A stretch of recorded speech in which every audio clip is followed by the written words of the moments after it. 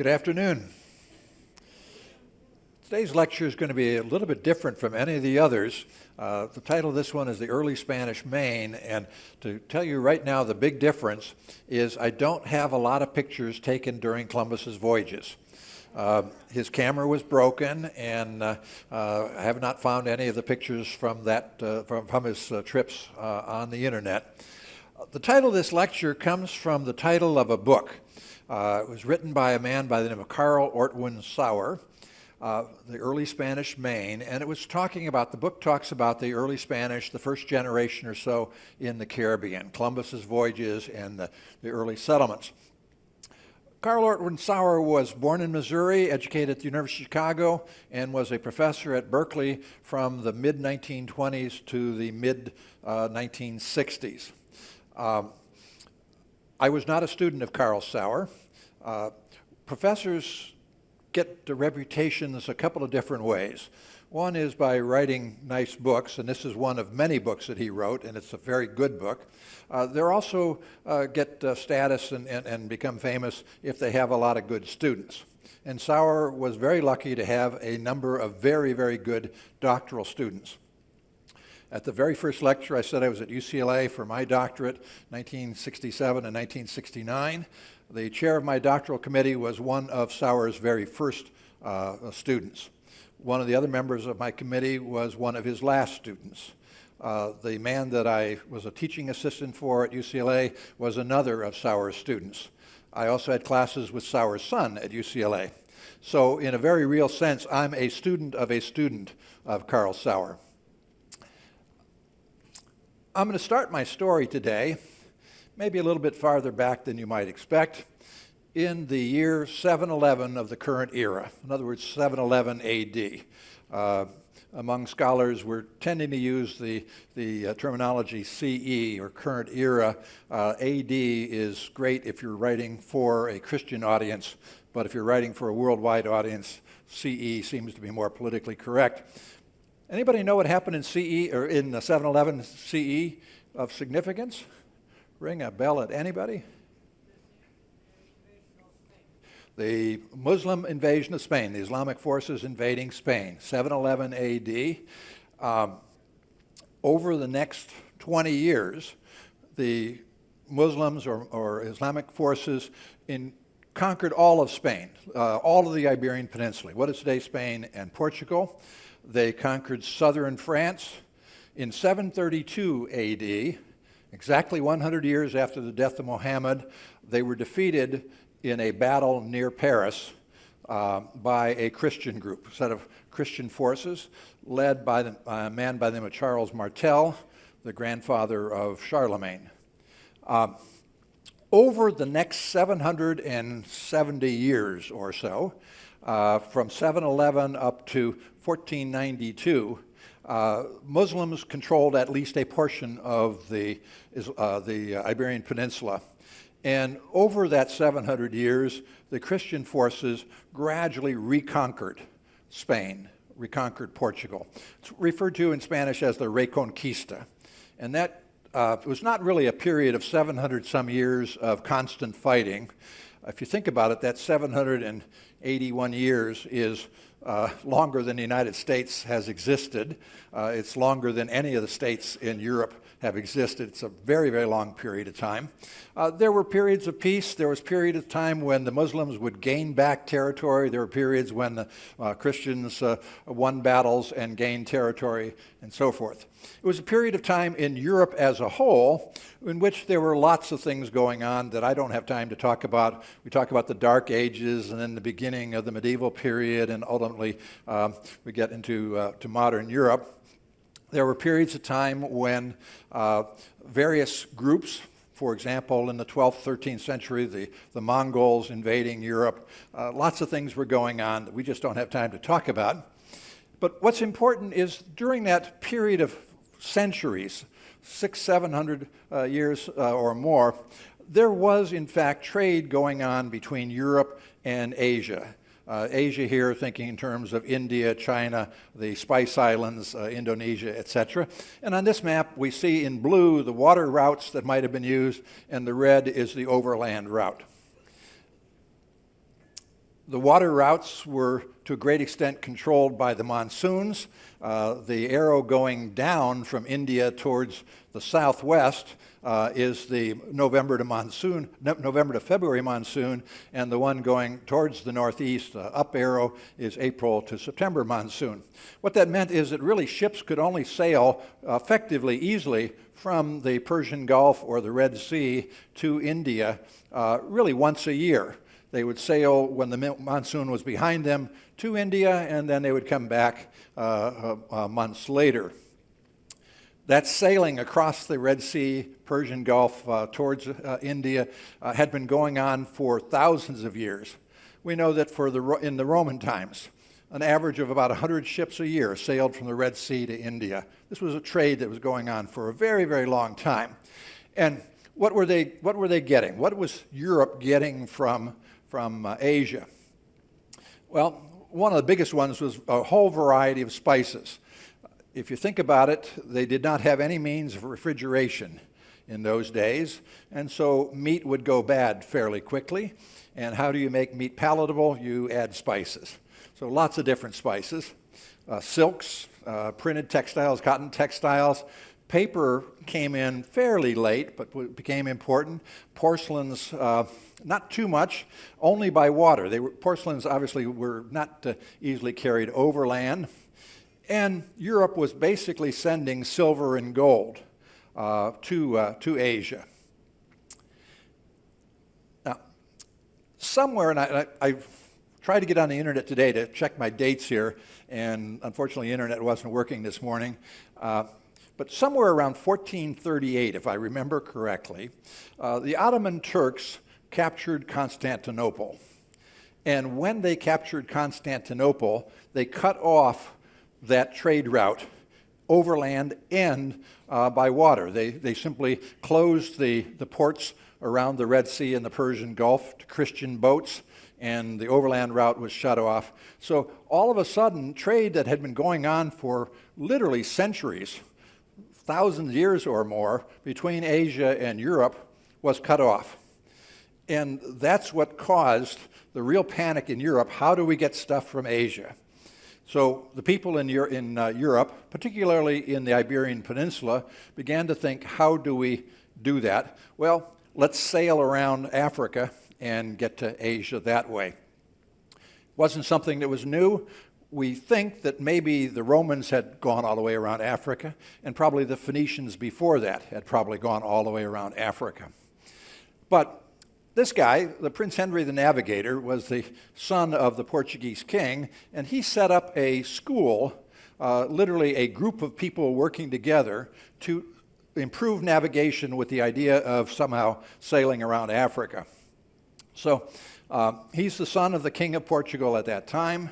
About 1420, when he was a relatively young man, he brought together a variety of people, sailors, navigators, people that made maps, lots of people, different things like that, to improve navigation.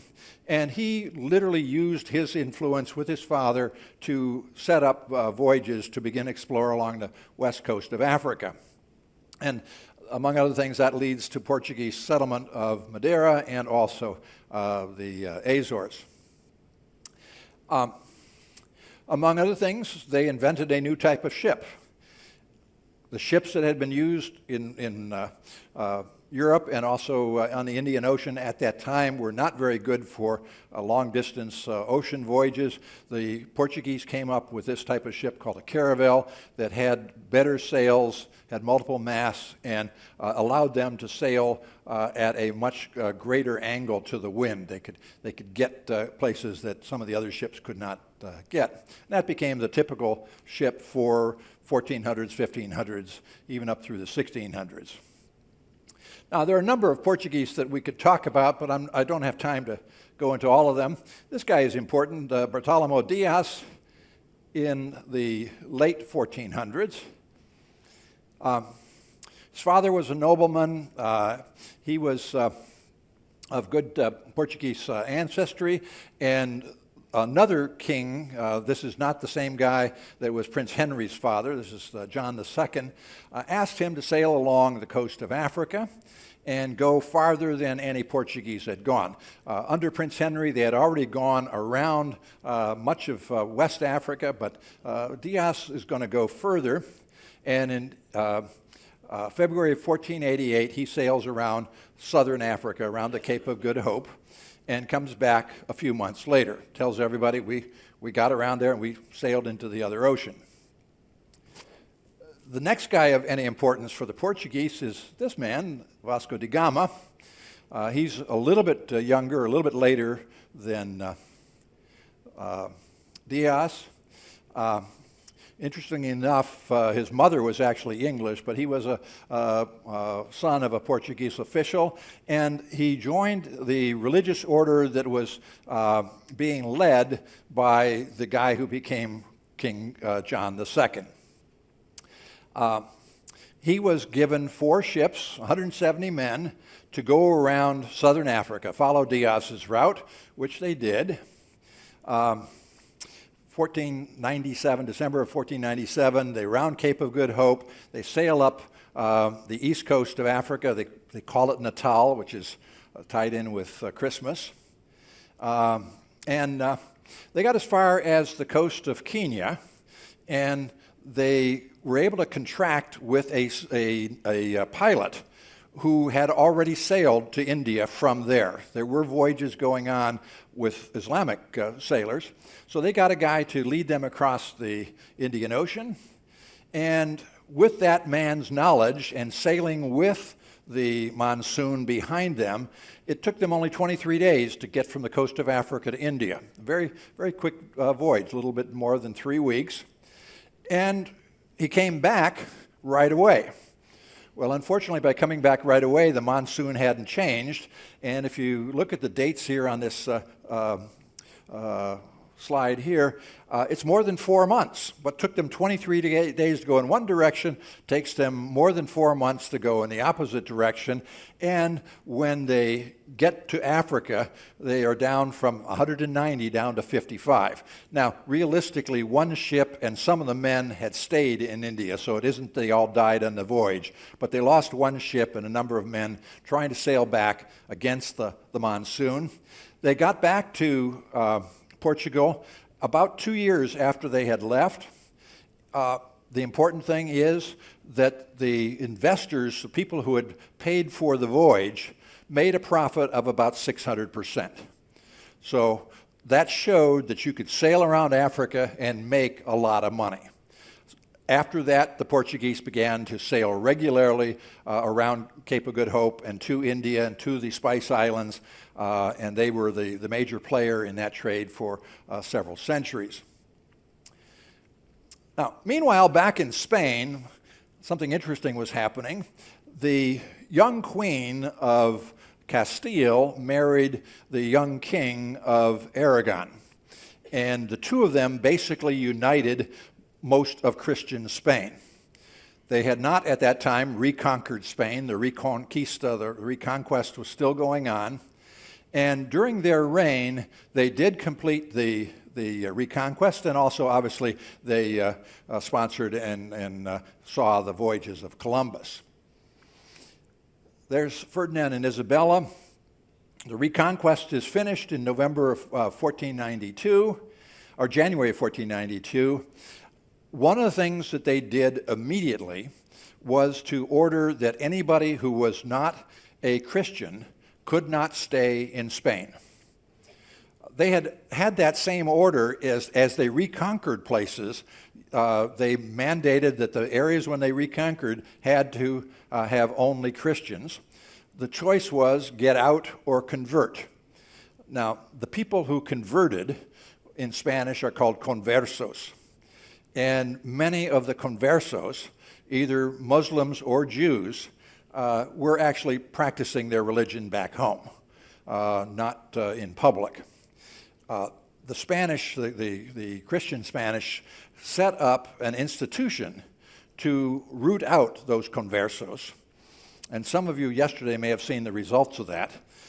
The Inquisition was set up to find those people that had not converted really. The order of expulsion was they had to leave on a certain date in, I think, August 1st of 1492. They were given essentially 6 months to get out. Now, many of the Muslims did go. Many of them did convert. Many of the Jews that didn't convert sailed off, and some of them went to North Africa. Many of them went to other parts of Europe. Many of them went to Thessalonica in Greece. When Columbus set sail, the next thing we're going to talk about is Columbus. When Columbus set sail, he sails the day after those ships of the Muslims and the Jews were leaving. He saw them leave. So Christians, the Muslims and Jews had to leave, and Spain was now in peace. So they could focus on external issues like trying to do what the Portuguese did, except the Portuguese actually had a stronger navy, were better sailors, and so they couldn't really compete with the Portuguese on that route around southern Africa. Which brings us to this guy, Christopher Columbus. Columbus was born in Genoa, one of the Italian city-states. Italy was not united at that time. And he had been sailing on Genoese ships in the Mediterranean as a very young man. Between 1473 and 1477, we know that he sailed lots of different places. He sailed along the west coast of Africa. He was clearly in England. Most scholars suggest he got as far as Iceland. So he had lots of sailing experience. The Iceland one is interesting. In that period of time, somewhere around 1476, 1477, he was probably in Iceland. And the Vikings had for a couple of centuries had settlements in Greenland. We know that by 1470s, those settlements had been abandoned. There was what's called the Little Ice Age going on, and the Vikings pulled out of Greenland or died off. We don't know exactly what happened, but they were no longer there. Just recently, an interesting court case was found in Iceland, the history of a court case. And the court case is from the middle 1450s, but it's about a marriage from 1428. The marriage apparently, supposedly, took place in Greenland. A couple were married. And later on, they were living in Iceland. Somehow they had left Greenland, they'd gotten to Iceland, and they were trying to sue to prove that they were legally married, that they had been married in a church. So there was a court case to show that they were married. But the interesting thing about that's 1450s. Columbus is in Iceland in the 1470s. That's less than a generation later, and he may well have heard that there was land someplace to the west. If he had heard that, the place where he probably heard it was in Iceland. A couple of years later, he was sailing along the west coast of Africa for the Portuguese, and then he made a series of presentations to John II in Portugal, hoping to get royal help and money and so forth to sail to that land someplace to the west, to get to Asia by going across the Atlantic. 1486, he gives those same petitions to Queen Isabella. She likes his ideas, but they're still in the middle of the Reconquest. So it isn't until a couple of years later when Ferdinand and Isabella begin to officially support Columbus, actually paying for his support, paying for his living costs and so forth, and to begin to think in terms of a voyage. 1492, they come up with the money, or at least the royal backing for a voyage. Most of the money actually came from Italian money, people, bankers from Italy. But the fact that the royals were approving this gave the people who had the ships and so forth to come through. So just 2 days after the Jews, the Muslims had to leave the ports of southern Spain, Columbus set sail from the port of Palos. Have any of you ever been in Palos? I haven't. I do know where it is. It's a very tiny little fishing village today, and I've seen it on the map. It's about 30 miles west of the port of Cadiz, which is the port at the mouth of the river that leads up to Sevilla. Cadiz was clearly an important trading center and a sailing port, but he sailed from this little port of Palos. I was in Cadiz in November when I got on a Oceania ship to sail to Brazil and around South America.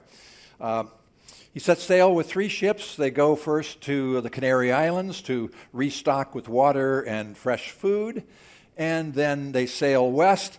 It takes them about 5 weeks to reach the islands in the Caribbean. Again, put that in perspective. 5 weeks, if you remember back to 4th grade, if you're in the United States, probably 4th grade or 5th grade is when you read about Columbus. And we all read about how difficult that voyage was and everything of how the trouble was, and his men were about to rebel and sail back and fall off. They were thinking they were going to fall off the end of the earth and so forth. 5 weeks, Vasco da Gama had been 4 months.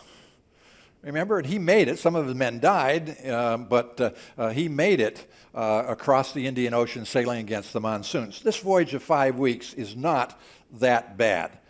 Columbus seems to have known how to do it. He knew that from the Canary Islands he sailed south and then caught the currents going west. How did he know that? Somebody may have told him. There's the ships, the Nina, the Pinta, and his flagship, the Santa Maria. And they touched an island in the Bahamas. There's tremendous debate as to exactly which island, but one area of the southern Bahamas. They then went south and sailed along the coast of Cuba, and on December 5th, they reached the north coast of the island that today is the Dominican Republic and Haiti, the Hispaniola. On Christmas Day, the flagship, Santa Maria, went aground on a reef and was destroyed. He had set out with about 90 men. There was no way for him to maintain 90 men on the 2 littler ships. So he put 40 men ashore. They named the settlement La Navidad because it happened on Christmas Day. And on this little map, we see his route. From the upper right-hand corner, he sails south to the Canary Islands, sails across the Bahamas, touches land, sails along the coast of Cuba, then the coast of the Dominican Republic or Haiti, and then ultimately sails back. Notice on this map, he touches the Azores Islands, Portuguese territory, before he gets back, and his land in Europe is on the Iberian Peninsula in Lisbon rather than in Spain. So the Portuguese know about this voyage before Ferdinand and Isabella does. Here's a little bit closer view. He comes in from the far upper right, hits a couple little islands in the Bahamas, sails several different directions and bops around on the north coast of Cuba, then goes over to Hispaniola, somewhere on the northwest coast of what is today Haiti. Navidad is set up as a settlement, first settlement of Europeans in this area, and then ultimately sails back to Spain. So he gets back to Spain by March of 1493. The Portuguese already know about it.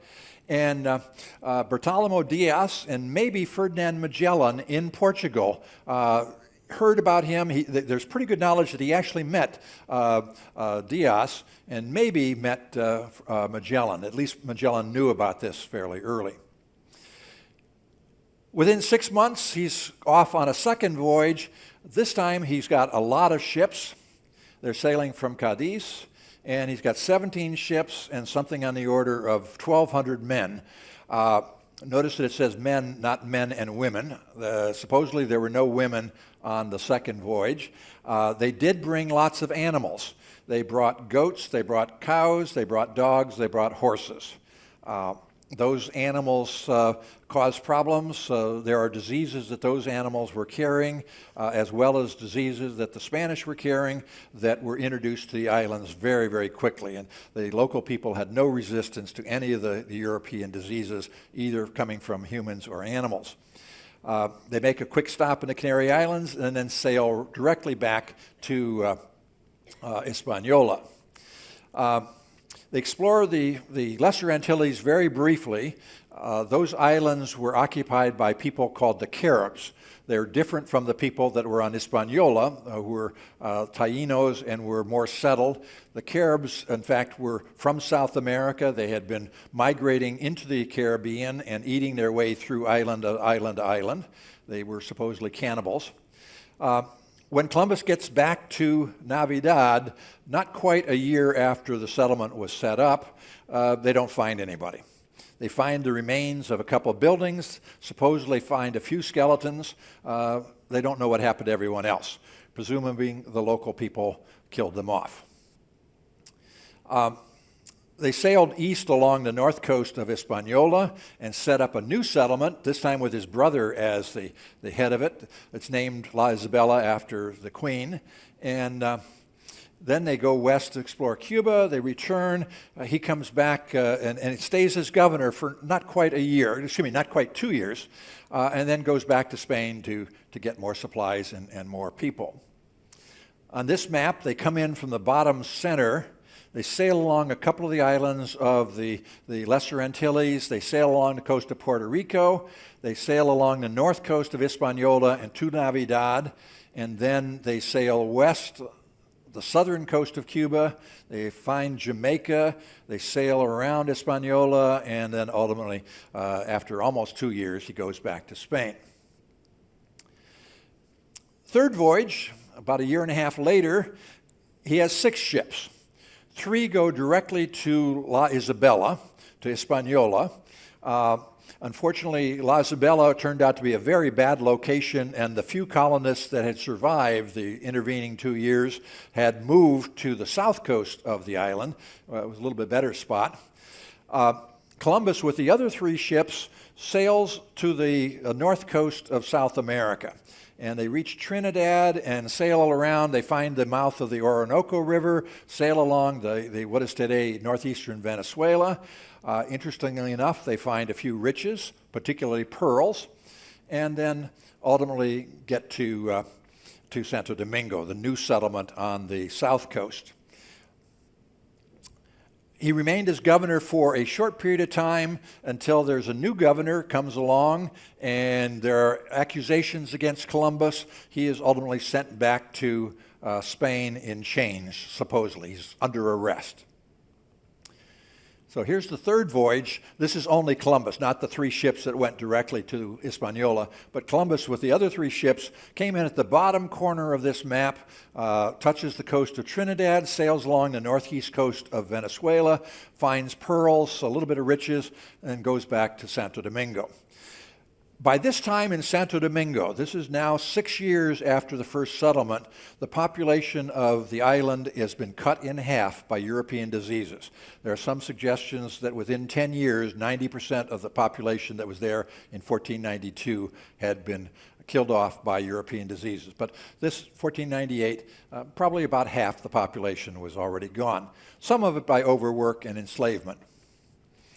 So Columbus gets a 4th voyage. He's resurrected. He's now in better graces of Ferdinand and Isabella. And this time he's got 4 ships, and he's going to go to Asia. He's convinced that he's going to get to Asia. They first get to Santo Domingo. And when they get to Santo Domingo, Columbus is enough of a sailor to look at the sky and look at his barometric pressure reading and things like that. And the new governor of Hispaniola doesn't let him land. Says, you can't come here. You were previous governor. You went off in disgrace. You can't stay here. But Columbus, realizing that perhaps there is a hurricane coming, sails west along the south coast of Hispaniola and finds safe anchorage. The new governor, Bobadilla, takes all the riches that they had been found there, particularly some gold, sails off to Spain in the face of that hurricane, and is never seen again. That whole fleet that goes off to carry the riches back to Spain, the first really riches to get to Spain, gone. Nobody knows what happened to them.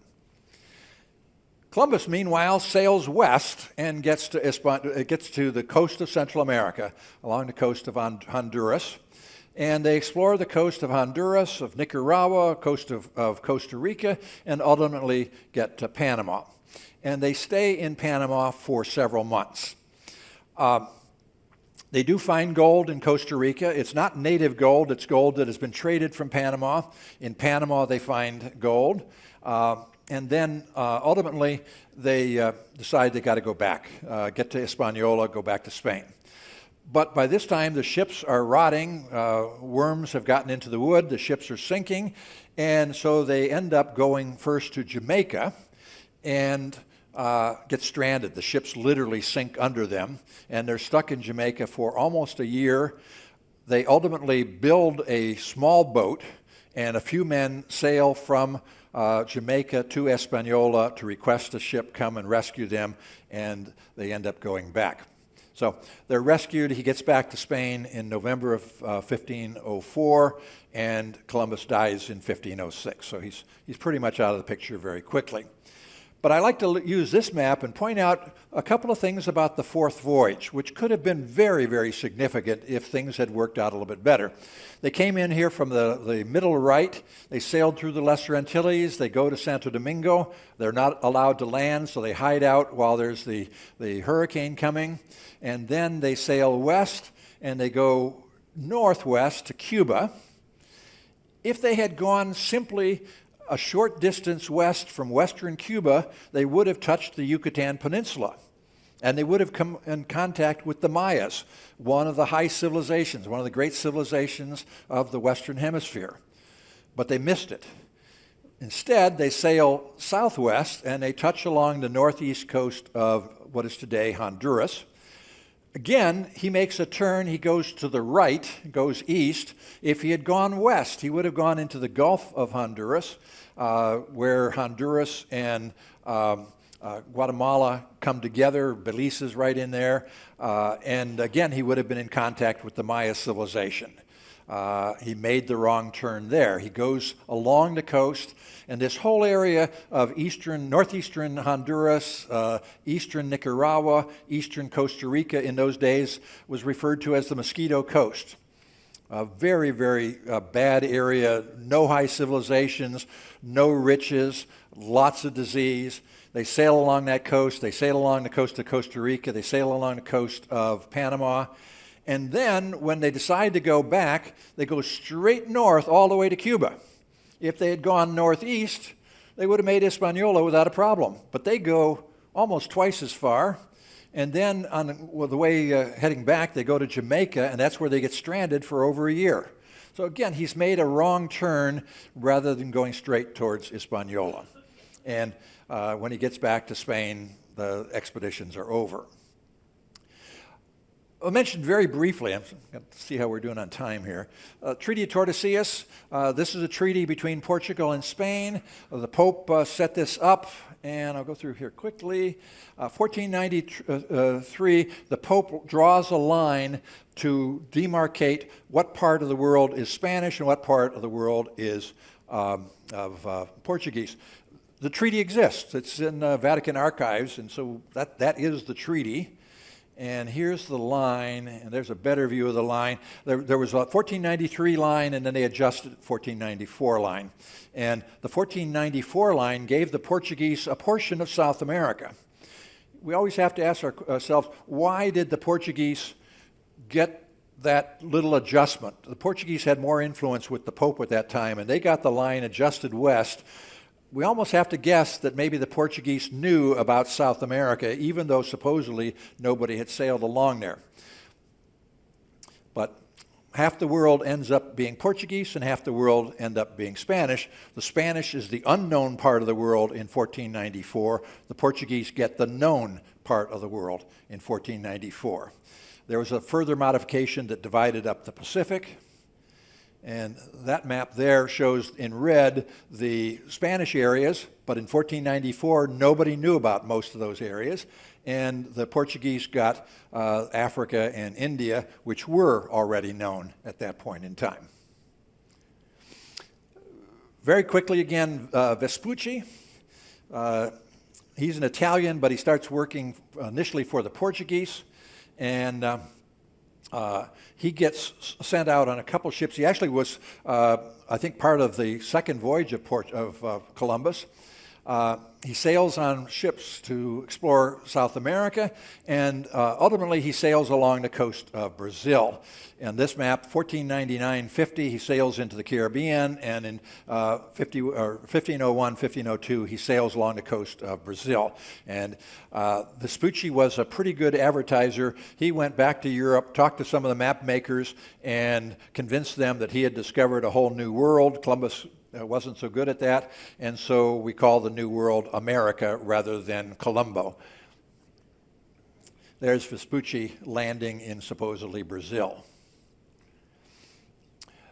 Now, one other character I want to mention very briefly is an interesting character, Vasco Núñez de Balboa.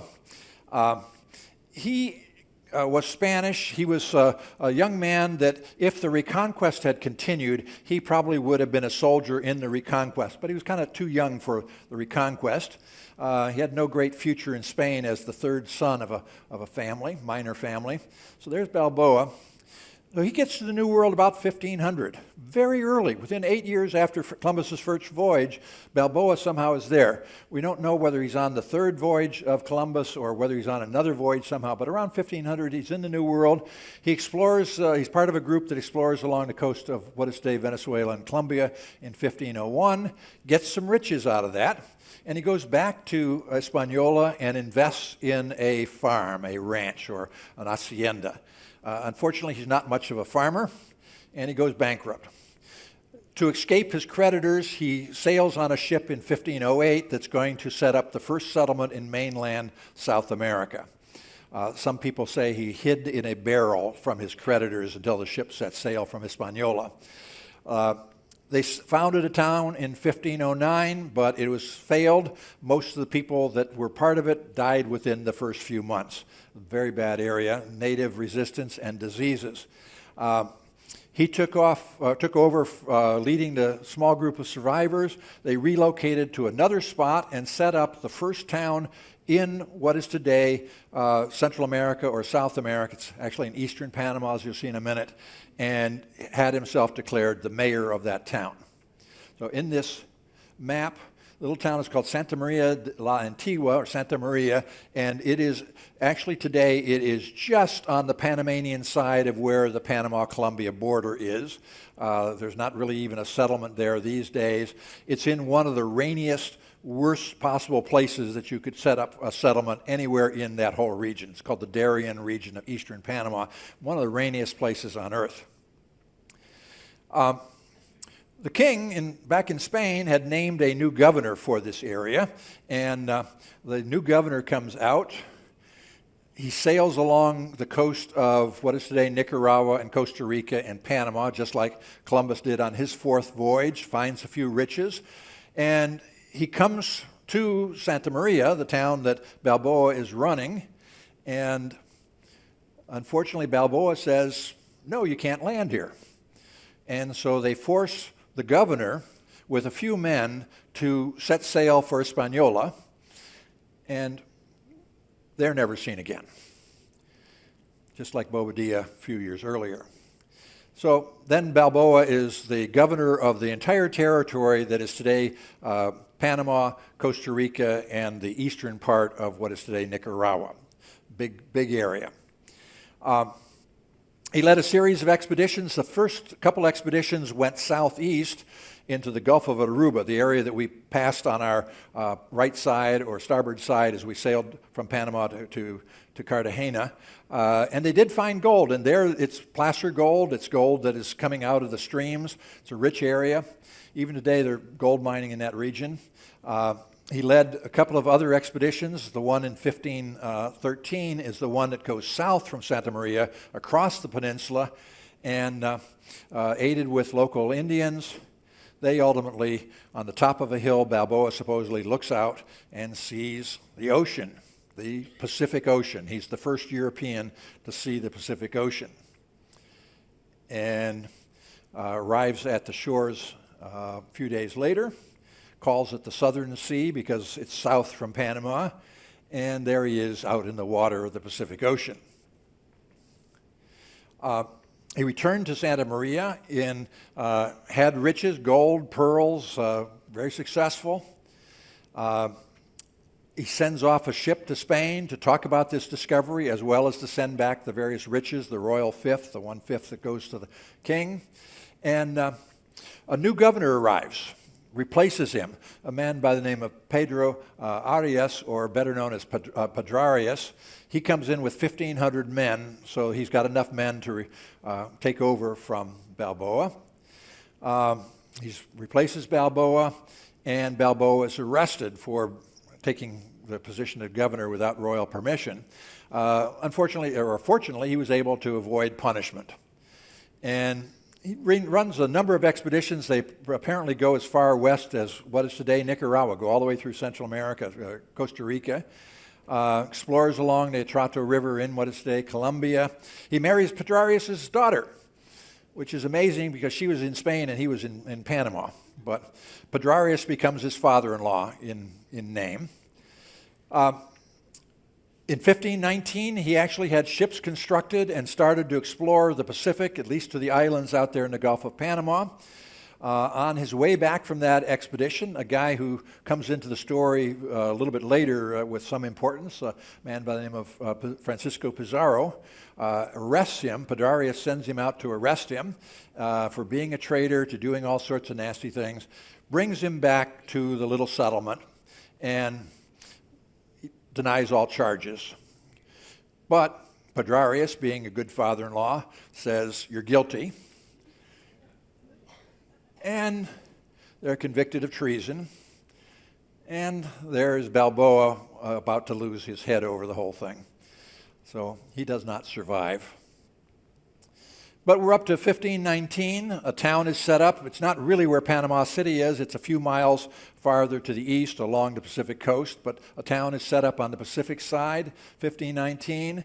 The Spanish are firmly in charge of this whole area under Pedrarius, who was a really nasty guy. Cortez by 1519, 1520 is completing the conquest of the Aztecs. Magellan sails west, and ultimately one of his ships completes the circumnavigation. Magellan actually dies in the Philippines fighting the natives, but at least one of his ships makes it back. Pizarro begins to plan for the conquest of Peru by early 1520. So that's the first generation. I've got a couple minutes, and I'm going to go real quick here. All of you went to Cartagena, and many of you probably got off the ship. Do this very quickly. You probably remember this plaza in front of in between the Padre or San Pedro Claver Church and the cathedral. Probably walked along there. This area was, there were attempts to settle in the early 1500s. That first settlement that failed in 1509 was actually right about in this area. But the first real town here was set up in 1533. June 1st, 1533 was the official founding of Cartagena. And within a few years, it was named a city that gave it some status that could have a government on its own. And it became the most important port in this area. It is a very good defensible harbor. It was attacked repeatedly by pirates. Your guide may have mentioned a little bit here, but the French in 1544, the English in 1568, French again in the following year, Sir Francis Drake in 1586. Some of you, your guide may have pointed out that plaque. It's on a house pretty much opposite the cathedral. And in 1586, Sir Francis Drake probably lived in that house.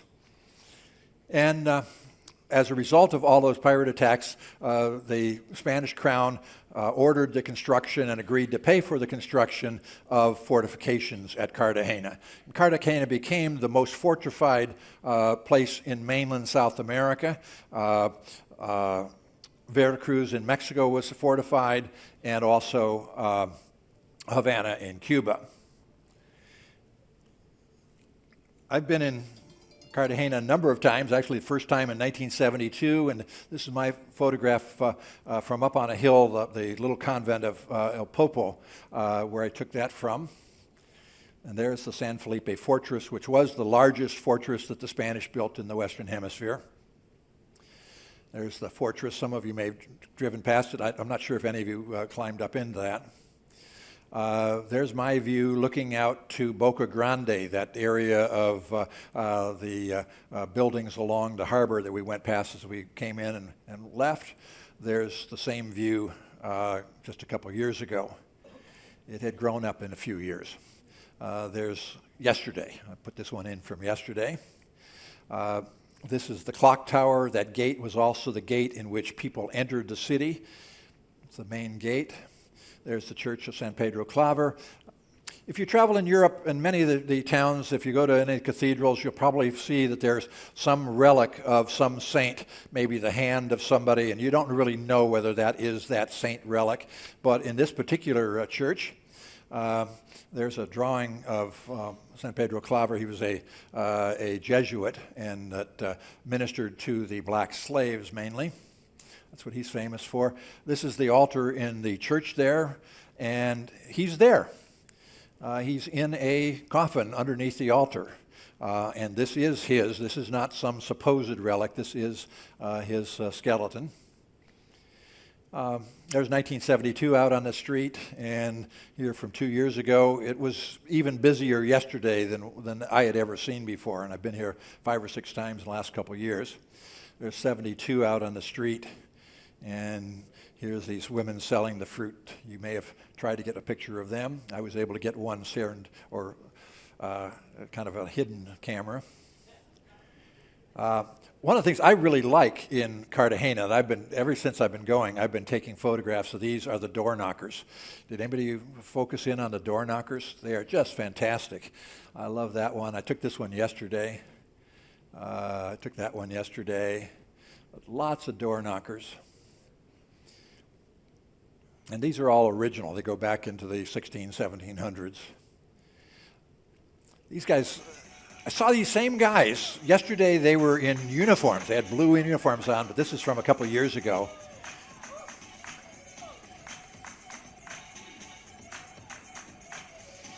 So this is, I think, from 2016 or 2017. But they were street performers. Yesterday they were out near they were on the plaza, the main square.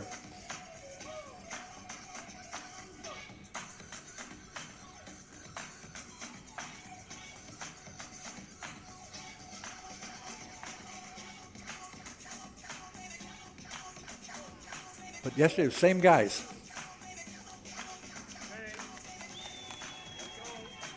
That's the guide in the background to the group saying, "Let's go, let's go." Everybody's taking pictures of them. Anybody see this guy?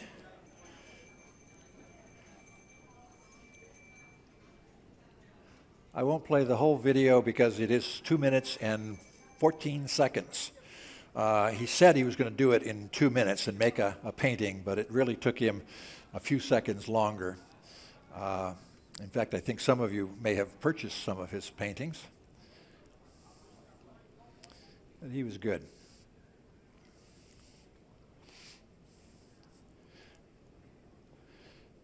Okay, so we don't go way over. I'll tell you about my next lecture tomorrow morning. I have one that I usually use on the South American ones, but this is a lecture that I've given more than 100 times all over the United States. It's my most popular lecture when I'm lecturing for the Archaeological Institute of America. It's called What's New at Machu Picchu. It's a fun lecture, and even if you've been to Machu Picchu, you'll probably learn something new. Again, if we've got questions, I'm not sure if there is a rehearsal going on here or they're setting up for the program tonight, so I'll head in the back after I shut down the computer, but if you have questions, come back there. Thanks a lot.